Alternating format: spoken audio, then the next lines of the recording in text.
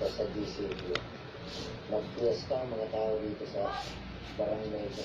Kahit nasa wayin mo, pagdating mo doon, wala na. Pagbalik mo, andyan na naman sila sa labas. Hindi naman pabor ang ilang residente sa lockdown. Kasi na nakapagkala ng pera, wala na kami, no-work, no-pay kami. Wala na, kumusta kami, wala na kami kakainin talaga. Sabi ng barangay chairman, magbibigay sila ng ayuda sa mga residente.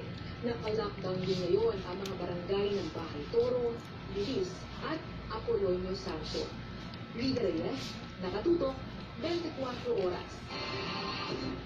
May 539 pang COVID-19 cases na nadagdag sa Talang Department of Health ngayong araw. 366 dito ang fresh cases at 173 naman ang late cases.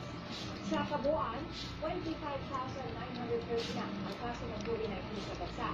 248 ang new recoveries para sa kabuuang bilang ng 5,954